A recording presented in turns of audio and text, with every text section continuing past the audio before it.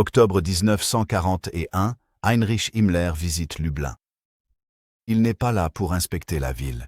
Il est là pour rencontrer Odilo Globoknik, le chef de la SS et de la police du district de Lublin, un homme dont les ambitions et la brutalité ont déjà fait de lui l'une des figures les plus redoutées de la Pologne occupée. Globoknik a été chargé de mettre en œuvre le meurtre systématique de la population juive du gouvernement général, le territoire administré par les Allemands et découpé dans la Pologne occupée. L'opération qui portera finalement le nom de Code Reinhard n'a pas encore été officiellement lancée, mais son architecture prend déjà forme dans les conversations entre des hommes comme eux. Ce que Himmler ordonne lors de cette visite, c'est la construction d'un immense camp de concentration à la périphérie de Lublin. L'objectif déclaré à ce stade est le travail. Le camp est destiné à détenir des prisonniers de guerre, plus précisément des prisonniers de guerre soviétiques, dont des centaines de milliers ont été capturés au cours des premiers mois de l'opération Barbarossa. Il est également destiné à servir de plaque tournante pour les ambitions économiques de la SS à l'Est, un vaste réservoir de main-d'œuvre à exploiter au service de l'industrie allemande et des projets de construction qu'Himmler envisage pour les territoires occupés. Le site sélectionné se trouve dans le quartier de Majdan Tatarski, au sud-est du centre-ville. C'est un terrain plat et dégagé, facile à aménager, facile à clôturer, facile à surveiller. La construction débute à l'automne 1941 dans des conditions qui révèlent immédiatement les véritables priorités de la SS. Les prisonniers chargés de construire leur propre camp, en premier lieu des prisonniers de guerre soviétiques, reçoivent des outils inadaptés, une nourriture insuffisante et aucun abri contre l'hiver polonais. Ils meurent par milliers avant que les premières structures permanentes ne soient achevées.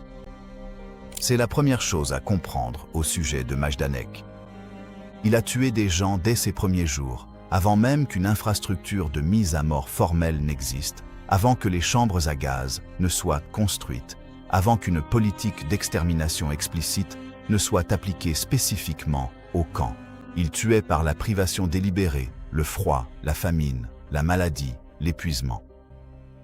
Ce n'étaient non pas des caractéristiques accessoires du fonctionnement du camp, c'étaient ses mécanismes initiaux. Le camp était initialement conçu pour contenir 50 000 prisonniers. Au printemps 1942, ces plans avaient été revus à la hausse pour atteindre 150 000. Lors des itérations ultérieures, les planificateurs parlaient d'une capacité de 250 000. Ces chiffres étaient toujours bien au-delà de ce que l'infrastructure physique pouvait supporter. L'écart entre la capacité prévue et les conditions réelles n'était pas une erreur administrative. C'était la logique d'un système qui traitait les êtres humains comme des ressources consommables. Qui dirigeait ce système? À sa tête, au début, se trouvait le SS Obersturmbannführer, Karl Otto Koch, le même Karl Otto Koch qui avait précédemment commandé Buchenwald, où ses méthodes lui avaient valu une réputation d'extrême brutalité, même selon les critères de la SS. Koch finira par être relevé de son commandement et fera l'objet d'une enquête de la part de la SS elle-même, non pas pour ses crimes contre les prisonniers, mais pour corruption et détournement de biens de la SS. Il fut exécuté par la SS en 1945, l'un des rares cas où l'organisation a sanctionné l'un des siens, bien que pour des raisons purement égoïstes. Sous Koch, et le remplaçant finalement dans son autorité fonctionnelle, se succédèrent des commandants et des commandants adjoints dont les noms apparaîtraient des décennies plus tard, lors de procès pour crimes de guerre. La structure bureaucratique de Majdanek reflétait celle des autres camps SS, un commandant au sommet, une série de chefs de département responsables du travail, de la sécurité, de l'administration et finalement des opérations d'extermination elles-mêmes. Chaque fonction était documentée, chaque transfert de prisonniers était enregistré. Chaque décès, du moins au début, était inscrit dans un registre. Le camp était également, dès le début, quelque chose d'inhabituel dans la géographie des atrocités nazies. Il n'était pas caché. Auschwitz était situé dans une zone isolée, à l'abri de la grande ville la plus proche. Treblinka était au fond de la forêt. Majdanek se trouvait à la vue de tous depuis les rues de Lublin, séparé de la population civile par rien de plus qu'une clôture périmétrique. Les résidents polonais pouvaient voir les miradors. Ils pouvaient voir la fumée. Ils pouvaient voir les colonnes de prisonniers qui étaient emmenés vers et depuis les corvées de travail. Ce qu'ils savaient, ce qu'ils soupçonnaient et ce qu'ils choisissaient de croire variait, mais il n'y avait aucune dissimulation physique. Cette visibilité deviendrait plus tard historiquement significative d'une manière que ses concepteurs n'avaient jamais prévue. Lorsque le camp a été libéré, il n'était pas question de nier son existence. Les structures étaient là. Les preuves étaient là. La proximité d'une grande ville signifiait que des milliers de civils étaient des témoins potentiels de ce qui s'était passé. Mais en 1941 et 1942, l'heure des comptes était encore lointaine. Pour l'instant, le camp s'agrandissait et la population qui y était envoyée était sur le point de changer radicalement. Printemps 1942, le camp qui avait commencé comme un centre de travail forcé pour les prisonniers de guerre soviétiques subit une transformation qui reflète l'évolution plus large de la politique nazie dans la Pologne occupée. La conférence de Wannsee a eu lieu en janvier. La coordination formelle de la solution finale, le meurtre systématique des Juifs européens, est désormais une réalité administrative. Dans le district de Lublin, Odilo Globoknik supervise la construction des camps d'extermination de l'opération Reinhard, Belzec, Sobibor et Treblinka.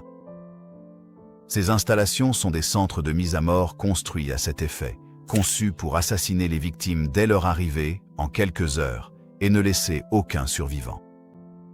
Majdanek est différent. C'est un camp de concentration, pas un centre d'extermination pur, mais il est de plus en plus entraîné dans l'orbite du génocide qui est planifié et mis en œuvre autour de lui. À partir du printemps 1942, des prisonniers juifs de la région de Lublin commencent à arriver à Majdanek en nombre important. Ils arrivent aux côtés de prisonniers de guerre soviétiques, de prisonniers politiques polonais et d'autres catégories de prisonniers que les SS désignent pour l'internement.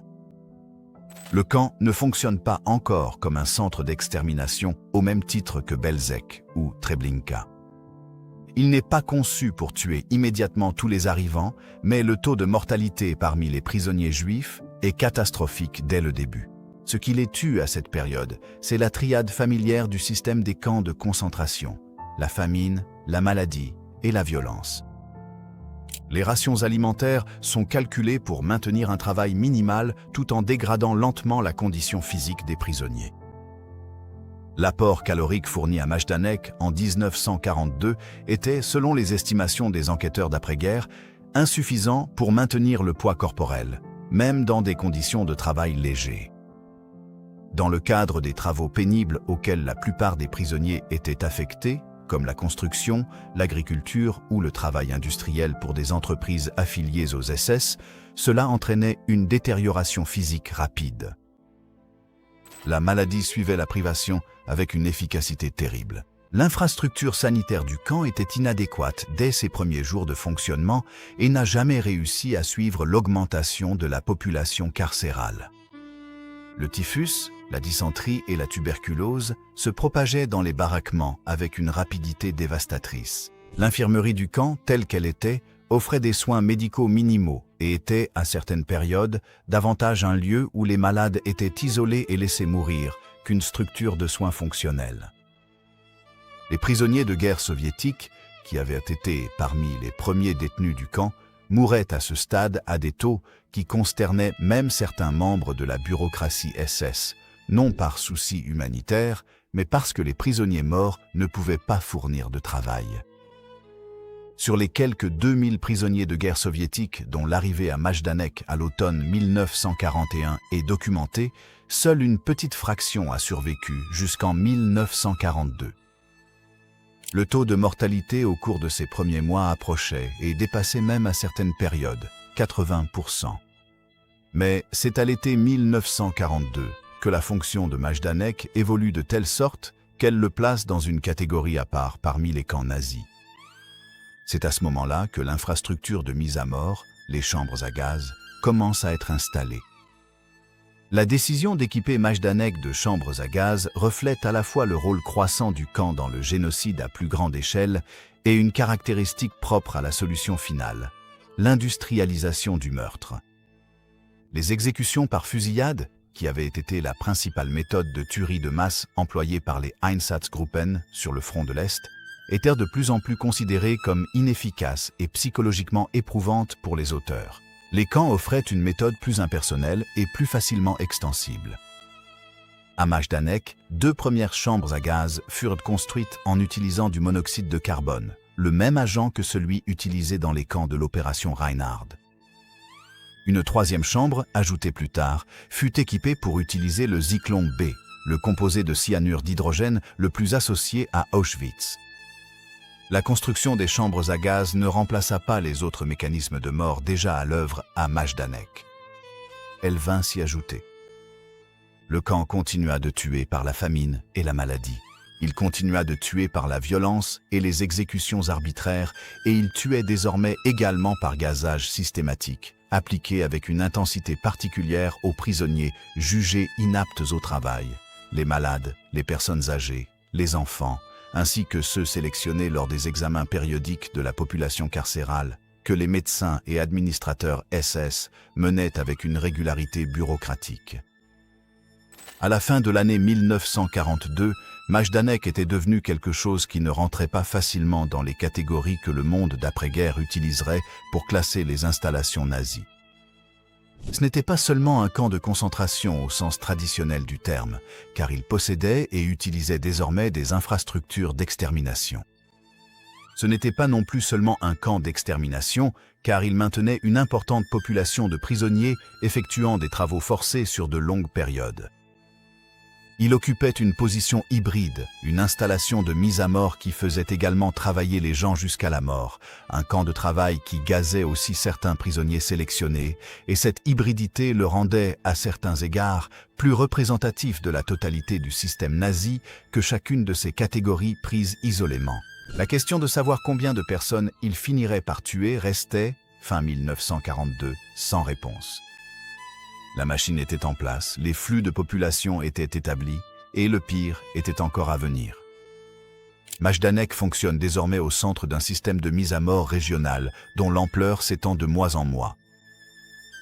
Pour comprendre comment le camp fonctionnait au plus fort de ses activités, il est nécessaire de retracer l'expérience d'un prisonnier depuis son arrivée. Ce n'est pas une abstraction. C'est l'expérience documentée de centaines de milliers d'êtres humains, reconstituée à partir des témoignages de survivants, des archives des SS et des preuves matérielles qui subsistaient lors de la libération du camp. Les prisonniers arrivaient à Majdanek par train, généralement dans des wagons à bestiaux scellés qui avaient été en transit pendant des heures ou des jours. Les conditions à l'intérieur, sans eau, sans installation sanitaire, avec un air insuffisant, tuaient des gens avant même que le train n'atteigne sa destination. Le nombre précis de personnes décédées pendant le transport vers Majdanek n'est pas entièrement connu, mais les récits des survivants décrivent des cadavres parmi les vivants dans chaque convoi. Sur le quai de débarquement, les prisonniers qui arrivaient étaient soumis à leur première sélection. Le processus à Majdanek n'était pas aussi formalisé que la tristement célèbre sélection sur la rampe d'Auschwitz-Birkenau, où les Juifs qui arrivaient étaient immédiatement et systématiquement séparés entre ceux qui allaient vivre et ceux qui allaient mourir. À Majdanek, le processus de sélection variait selon les périodes et la composition du convoi. À certaines périodes, ceux qui étaient jugés aptes au travail étaient enregistrés dans le camp. Ceux qui étaient jugés inaptes étaient dirigés ailleurs, et ailleurs, pendant une grande partie de 1942 et de 1943, signifiait les chambres à gaz, soit à Majdanek même, soit dans les centres de mise à mort de l'opération Reinhard qui fonctionnaient encore à proximité. Ceux qui étaient admis dans le camp subissaient un processus d'enregistrement qui était, par sa minutie bureaucratique, l'un des aspects les plus troublants de tout le système. Les prisonniers étaient photographiés. Ils recevaient des numéros d'identification. Leurs effets personnels, vêtements, objets de valeur, documents, les objets ordinaires de vie ordinaire, étaient confisqués et inventoriés. L'ampleur de cette confiscation deviendrait évidente lorsque les forces soviétiques découvriraient les entrepôts vers la fin de la guerre. À l'intérieur du camp, la population carcérale était divisée en sections séparées par des clôtures de barbelés. Il y avait des enceintes séparées pour les hommes et les femmes, ainsi que des zones distinctes pour différents groupes nationaux et catégoriels. La hiérarchie interne du camp plaçait les gardes SS au sommet, suivis d'une strate de prisonniers fonctionnaires, les kapos, à qui était confiée l'autorité sur les autres détenus et qui, dans bien des cas, faisaient appliquer les ordres des SS avec une violence reflétant à la fois la structure coercitive dans laquelle ils évoluaient et parfois leur propre choix.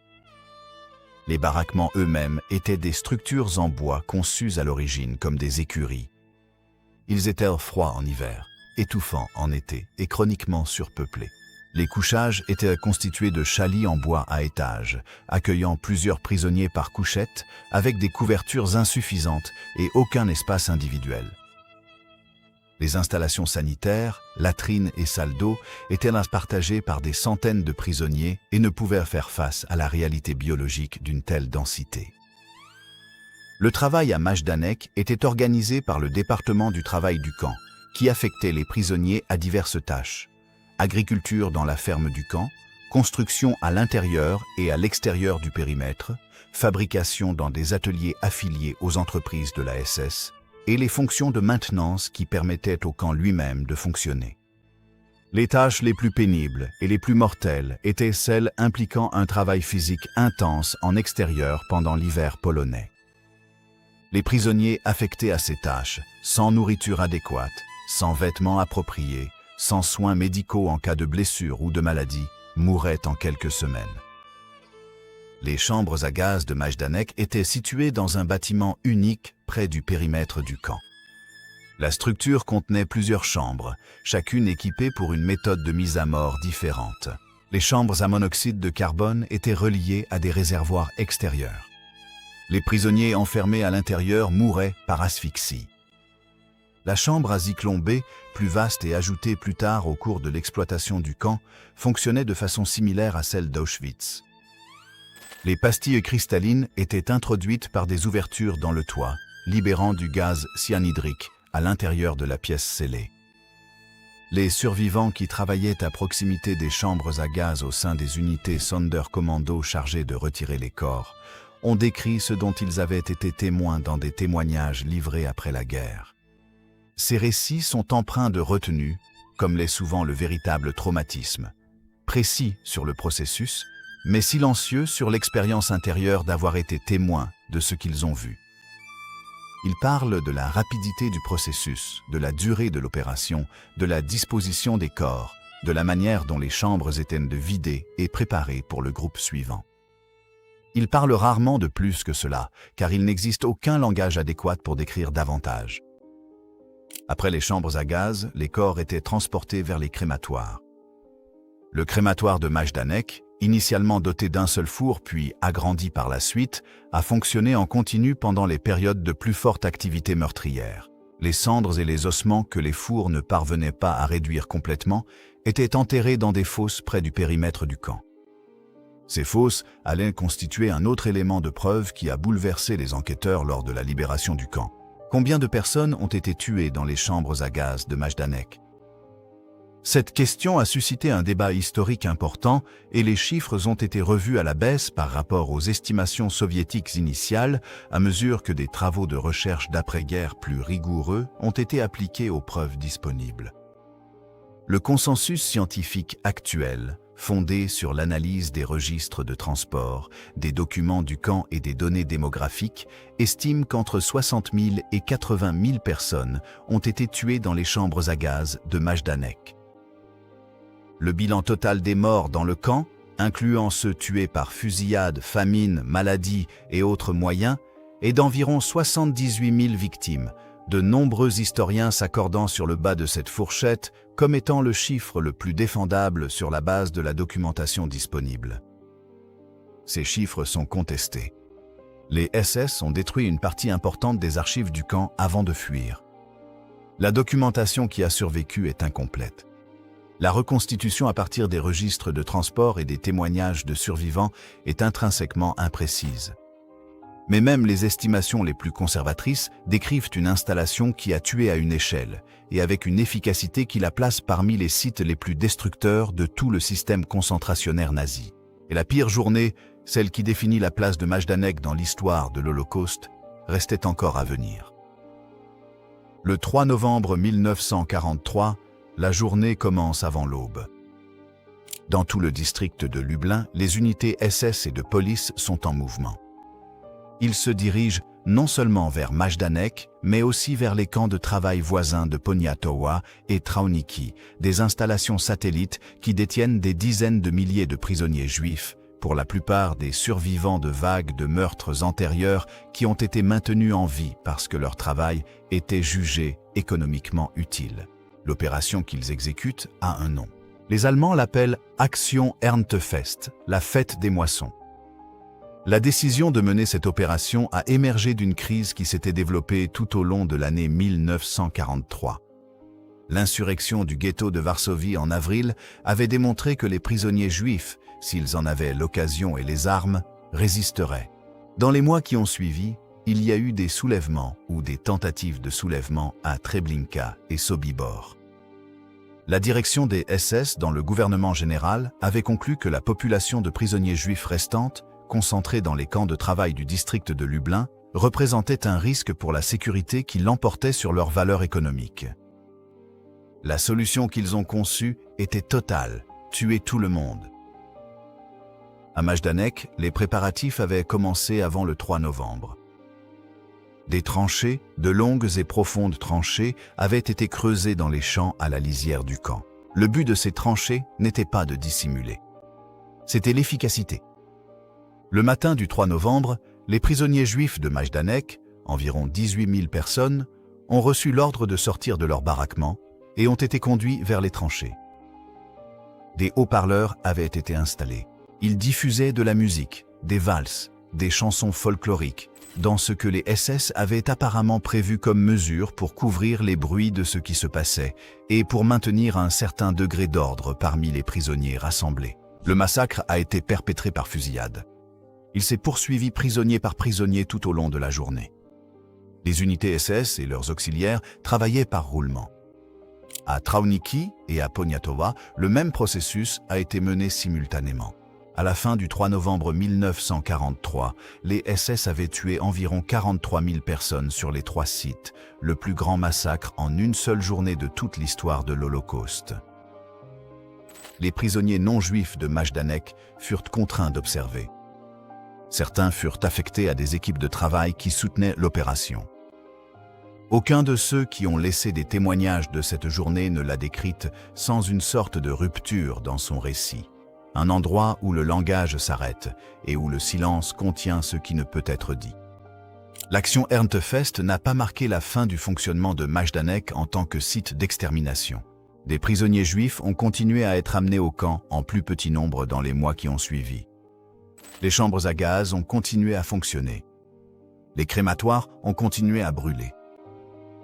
Mais le 3 novembre 1943 représente un seuil, non seulement dans l'histoire de Majdanek en particulier, mais dans l'histoire de ce que les êtres humains ont été capables d'organiser et d'exécuter en une seule journée avec une précision bureaucratique et un personnel adéquat. La question avec laquelle les historiens, les procureurs et les survivants allaient se débattre, comment cela était-il possible ? Quelles conditions l'ont rendu possible? Qui a pris les décisions et qui les a exécutées? N'a pas de réponse unique, mais le récit de ce qui s'est passé est clair. Cela s'est produit, cela a été organisé et cela a été exécuté sur 3 sites en l'espace d'une seule journée d'automne. Il est nécessaire de parler de Majdanek en termes d'opérations et de statistiques. C'est aussi insuffisant. Le camp a accueilli à divers moments de son histoire une population qui comprenait des prisonniers de guerre soviétiques, des prisonniers politiques polonais, des résistants, des Juifs de Pologne, de Slovaquie, des Pays-Bas, de France, de Grèce et d'ailleurs, des témoins de Jéhovah et des membres d'autres groupes ciblés par l'État nazi.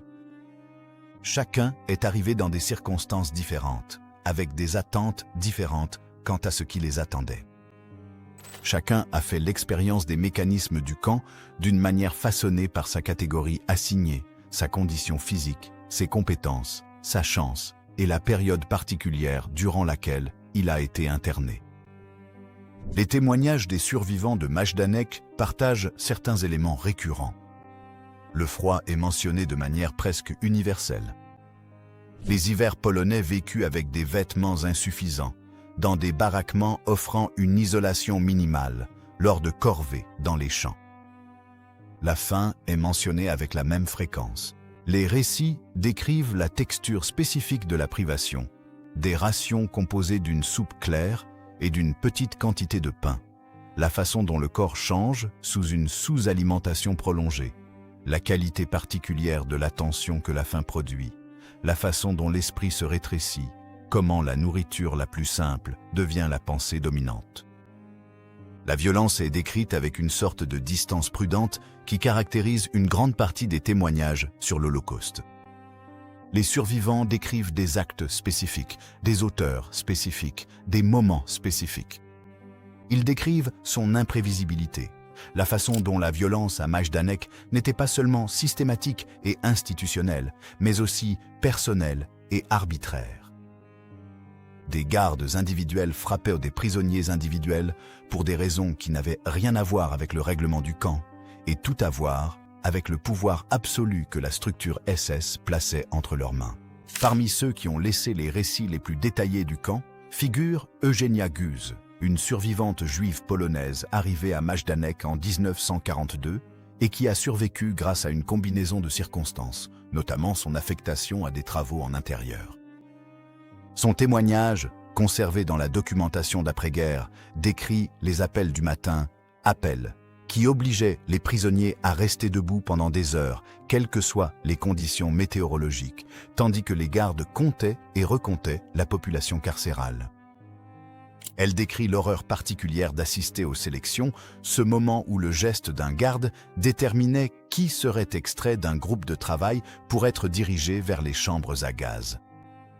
Elle décrit la manière dont les prisonniers apprenaient à se déplacer dans le camp, la démarche particulière, l'évitement du contact visuel, la gestion de la visibilité qui constituait un savoir de survie dans cet environnement. Des enfants étaient présents à Majdanek tout au long de son fonctionnement. Certains arrivaient avec leur famille. Certains arrivaient seuls, séparés de leurs parents, lors des étapes antérieures du processus de déportation. Les documents sur le sort des enfants à Majdanek sont fragmentaires, en partie parce que les SS étaient moins rigoureux dans la documentation des décès d'enfants que dans celle des décès de prisonniers adultes, et en partie parce que les enfants faisaient partie de ceux qui étaient le plus fréquemment dirigés vers les chambres à gaz, plutôt que d'être enregistrés dans la population carcérale officielle du camp. Ce que les archives montrent, c'est que des enfants étaient présents, que certains ont survécu en se cachant ou grâce à la protection de prisonniers adultes, et que la plupart n'ont pas survécu. Parmi les personnalités qui témoigneront plus tard de ce que représentait Majdanek, on trouve l'écrivain et journaliste Konstantin Simonov, qui est entré dans le camp avec les forces soviétiques en juillet 1944 et a rédigé l'un des premiers récits de ce qu'il y a découvert. Sa description de l'entrepôt contenant les chaussures des prisonniers, image qui deviendrait, dans les décennies suivant la guerre, l'un des symboles les plus puissants de l'Holocauste, saisit quelque chose que les comptes rendus statistiques ne peuvent exprimer. Le poids d'objets ordinaires rendus extraordinaires par le contexte. Des chaussures, écrivait-il, étaient empilées du sol au plafond, pour la plupart des chaussures d'enfants. Et parmi elles, il trouva autre chose. De petits jouets, des poupées, des objets que les enfants avaient emportés avec eux lors des transports, serrés contre eux tout au long du voyage, encore présents dans l'entrepôt où ils avaient été séparés de leurs propriétaires. Ces objets sont restés dans l'entrepôt parce que la guerre a pris fin avant que les SS ne puissent les traiter et les redistribuer comme ils avaient distribué les vêtements, les objets de valeur, les cheveux et les autres restes physiques des personnes assassinées, injectés dans la machine économique du Reich. Les chaussures à Majdanek sont toujours là. Au cours des décennies qui ont suivi la libération, un mémorial a été érigé sur le site. Les baraquements d'origine, les chambres à gaz, les crématoires, tout cela est préservé, entretenu, ouvert aux visiteurs qui viennent voir ce qui a été construit là et pour comprendre, aussi clairement qu'un site physique peut le transmettre, à quoi il servait. Qui étaient les hommes et les femmes qui dirigeaient Majdanek? La question est importante, non pas parce qu'elle produit des réponses surprenantes, mais parce que les réponses sont, à leur manière, plus troublantes que toute autre alternative. Les auteurs des crimes de Majdanek n'étaient pas, dans l'ensemble, des marginaux pathologiques sélectionnés pour leur déviance. C'étaient, dans bien des cas, des gens ordinaires, des personnes qui avaient des familles, qui avaient des carrières professionnelles avant la guerre, qui étaient capables de gentillesse dans leur vie privée et de meurtres systématiques dans le cadre de leurs fonctions professionnelles. C'est la conclusion qui ressort des recherches les plus minutieuses sur le sujet, et ce n'est pas une lecture facile. Il serait plus simple si les personnes qui exploitaient les chambres à gaz de Majdanek, qui effectuaient les sélections, qui organisaient l'action Erntefest, étaient identifiablement différentes du reste de l'humanité. Les preuves suggèrent qu'ils ne l'étaient pas. Ils étaient le produit d'une culture institutionnelle spécifique, d'un cadre idéologique spécifique et d'un moment historique spécifique qui ont créé les conditions dans lesquelles le meurtre de masse est devenu non seulement possible, mais une routine. Les commandants du camp, Karl Otto Koch, Max Koegel, Hermann Florstedt, Martin Weiss et Arthur Liebehenschel, qui a commandé le camp lors de sa phase opérationnelle finale, étaient des officiers de carrière de la SS dont l'avancement professionnel dépendait de la gestion efficace d'un centre de mise à mort. Leurs caractères individuels variaient. Certains étaient connus pour une brutalité exceptionnelle. D'autres étaient plus réservés dans leur conduite personnelle, tout en étant pleinement complices du meurtre institutionnel. Ce qu'ils partageaient, c'était la participation au même système. Sous les commandants, les forces de garde du camp comprenaient à la fois des hommes de la SS affectés depuis l'Allemagne et des gardes auxiliaires issus des territoires soviétiques, des Ukrainiens, des Lituaniens et d'autres anciens sujets soviétiques qui avaient été recrutés ou contraints au service auxiliaire de la SS et qui assuraient bon nombre des fonctions de sécurité quotidienne du camp. Le rôle de ces auxiliaires dans les opérations de mise à mort du camp a été documenté dans les témoignages et les dossiers judiciaires d'après-guerre. C'est une couche de l'histoire des auteurs qui ajoute de la complexité au tableau déjà complexe de ceux qui ont participé à ce qui s'est passé à Majdanek. Il y avait aussi des gardiennes à Majdanek. Les Aufseherinnen, auxiliaires féminines de la SS affectées aux sections féminines des camps de concentration, occupaient des postes d'autorité directe sur les prisonnières. Plusieurs des Aufseherinnen de Majdanek ont été plus tard jugées et condamnées pour leur conduite dans le camp. La plus importante de ces procédures, les procès de Majdanek, a eu lieu dans les années 1940, puis à nouveau dans les années 1970 et 1980, lorsque l'Allemagne de l'Ouest a entrepris une série de poursuites contre le personnel survivant du camp. Le procès de Majdanek, qui a débuté à Düsseldorf en 1975, était, au moment de son ouverture, le plus long procès pénal de l'histoire allemande. Il a examiné la conduite de 16 accusés sur une période de 6 ans. Le résultat fut, au regard de ce qui avait été commis, modeste. Plusieurs accusés ont été condamnés à des peines de prison. D'autres ont été acquittés pour des raisons de procédure. Un accusé est décédé au cours de la procédure. Les peines prononcées n'étaient pas à la hauteur de ce que l'ampleur des crimes aurait pu justifier. Certains des accusés étaient âgés au moment où les verdicts ont été rendus.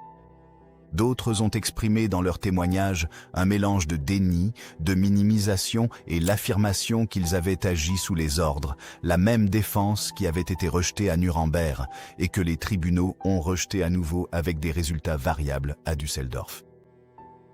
Ce que les procès de Majdanek ont accompli, c'est la création d'un dossier documentaire détaillé, des témoignages de survivants, d'accusés et de témoins qui ont complété et, dans certains domaines, dépassé les preuves rassemblées lors de la libération.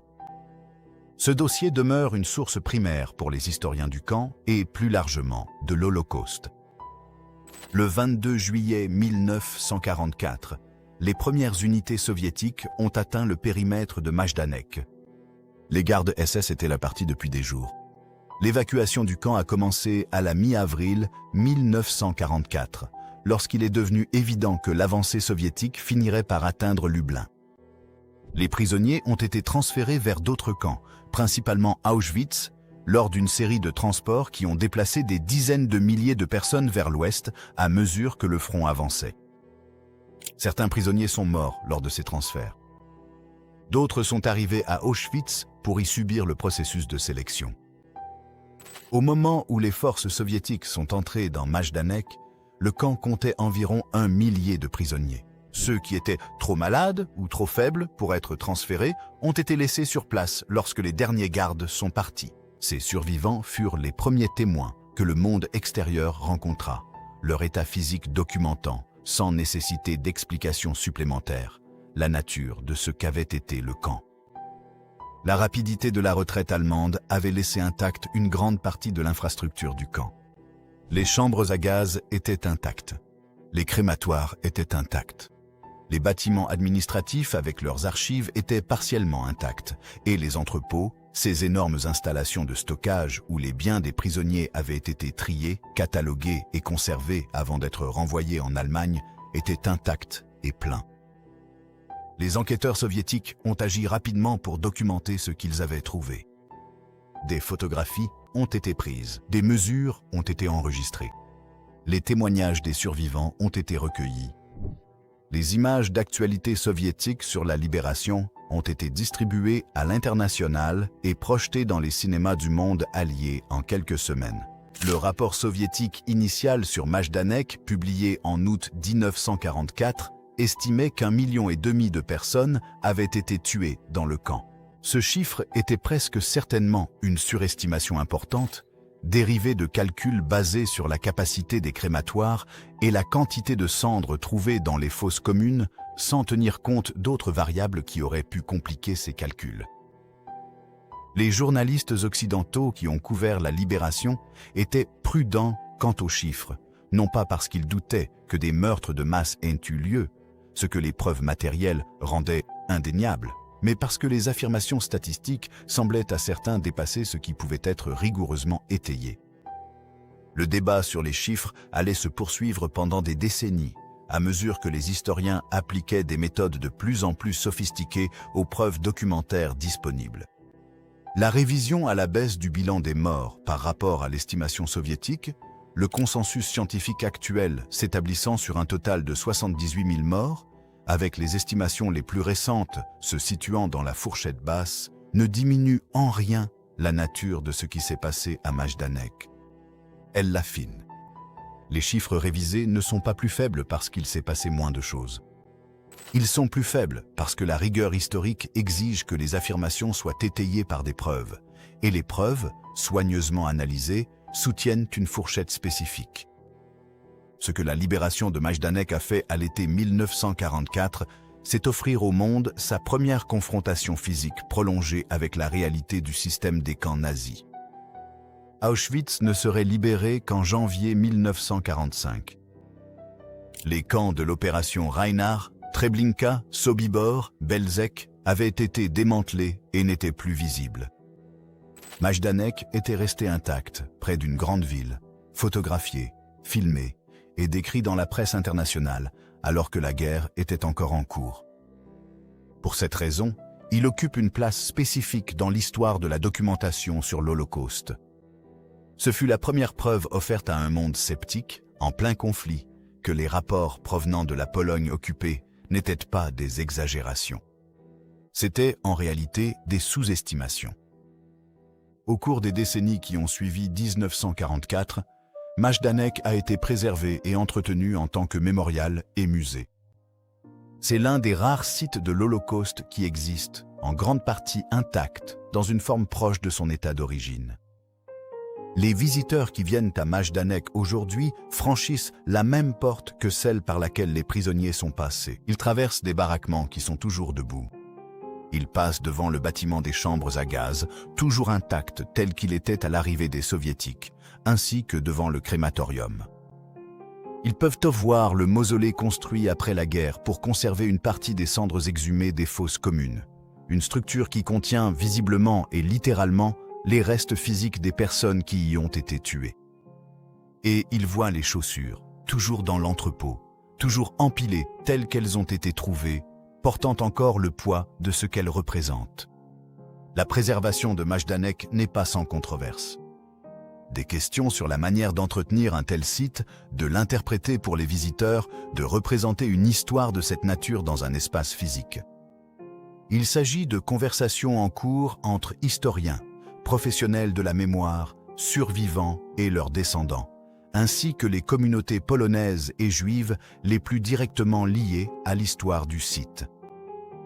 Il n'existe pas de réponse unique sur la manière dont un site de massacre de masse devrait être préservé et présenté. Il n'y a que l'effort continu pour garantir que ce qui s'y est passé reste connu et que les preuves matérielles continuent de témoigner une fois que tous les témoins humains auront disparu. Les derniers prisonniers survivants qui pouvaient parler de leur expérience directe de Majdanek sont décédés au cours des premières décennies du XXIe siècle. Leurs témoignages existent dans les archives, enregistrés, transcrits, préservés dans des institutions qui ont compris l'urgence de la documentation avant que la fenêtre générationnelle ne se referme complètement. Mais la chaîne vivante de la mémoire qui relie les événements de 1941 à 1944 au présent est désormais rompue, comme elle était destinée à l'être. Ce qu'il reste, c'est le dossier historique, les documents, les photographies, le site physique, et la question que Majdanek pose avec une force particulière en raison de sa visibilité, de sa proximité avec une population civile, de sa survie intacte, sur ce que cela signifie pour une société de permettre à une telle chose d'exister à la vue d'une ville ordinaire, à la connaissance de gens ordinaires menant une vie ordinaire. Les historiens qui ont étudié Majdanek avec le plus grand soin n'offrent pas de réponse simple à cette question. Les preuves non plus. Les résidents polonais de Lublin qui pouvaient voir les miradors depuis la route n'étaient pas, pour la plupart, des participants à ce qui se passait à l'intérieur du périmètre. Ils n'étaient pas non plus totalement ignorants. Ce qu'ils ont fait de cette connaissance, ou ce qu'ils n'ont pas fait, est une question que leurs descendants et les historiens qui étudient cette période continuent d'examiner. Ce n'est pas une question propre à Lublin, à la Pologne ou à la Seconde Guerre mondiale. C'est une question sur la relation entre la connaissance et l'action, sur ce que les individus au sein d'un système d'atrocités organisées peuvent faire et choisissent de ne pas faire, sur la distance entre voir et témoigner. C'est une question que le XXe siècle a posée avec une force particulière et à laquelle le XXIe siècle n'a pas encore fini de répondre. Juillet 1944. Des soldats soviétiques se tiennent au bord de ce qui a été, pendant 3 ans, l'un des endroits les plus meurtriers sur Terre. Ils documentent ce qu'ils trouvent avec les outils à leur disposition. Appareils photo, carnets, relevés médico-légaux. Ils consignent les dimensions des chambres à gaz. Ils photographient les entrepôts. Ils recueillent les témoignages des survivants. Ils tentent, au lendemain immédiat de la découverte, de faire ce que l'ampleur et la nature de ce qu'ils ont trouvé semblent exiger, le faire savoir, le rendre indéniable. L'histoire de Majdanek est, en partie, l'histoire de cet effort et de ses complications. L'incrédulité initiale, les débats sur les chiffres, les procès qui ont abouti à une justice incomplète, les décennies de recherches universitaires qui ont affiné le dossier historique sans pour autant diminuer le poids moral de ce qu'il décrit. À quel point Majdanek était-il terrible? C'était un lieu où des êtres humains étaient travaillés jusqu'à la mort, affamés jusqu'à la mort, fusillés jusqu'à la mort et gazés jusqu'à la mort. Parfois, les 4 à la suite, à mesure que les mécanismes et les politiques du camp évoluaient au cours de ces 3 années de fonctionnement. C'était un lieu où s'est déroulé le pire jour de meurtre de masse de l'histoire de l'Holocauste, en novembre 1943, à la vue d'une ville polonaise, tandis que de la musique jouait. C'était un lieu où 170 000 personnes, ou plus, peut-être beaucoup plus, les archives étant incomplètes, ont été tuées, et où les preuves matérielles de ces meurtres étaient si parfaitement préservées que le déni, au lendemain immédiat de la libération, exigeait un refus délibéré de voir ce qui était pourtant visible. Les chaussures dans l'entrepôt de Majdanek sont toujours là. Elles sont là depuis plus de 80 ans. Elles y seront encore si le mémorial est entretenu pour les générations à venir, Ces générations pour qui la guerre n'est pas un souvenir, mais de l'histoire, et pour qui des lieux comme Majdanek portent tout le poids de rendre l'histoire, d'une certaine manière, réelle. Ce fardeau, le fardeau de se souvenir de ce qui a été fait dans un lieu précis à des personnes précises, à une période précise de l'histoire, ne diminue pas avec le temps. Au contraire, il s'alourdit à mesure que les témoins vivants disparaissent et que la tâche de transmission repose entièrement sur le témoignage qu'ils ont laissé derrière eux. Majdanek n'était pas le plus grand camp. Ce n'était pas le camp qui a tué le plus de personnes, mais c'était le premier que le monde a pu voir, intact et indéniable, alors que la guerre faisait encore rage. Et ce que le monde a vu là-bas, dans les chambres à gaz, dans les crématoires, dans les entrepôts remplis des effets personnels des défunts, constituait une preuve qui a changé la nature de ce qui pouvait être prétendu inconnu.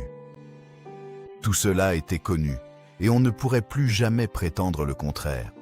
Si cette histoire vous a ému, interpellé, ou vous a aidé à voir la Seconde Guerre mondiale différemment, ce serait un honneur de vous compter parmi notre communauté grandissante.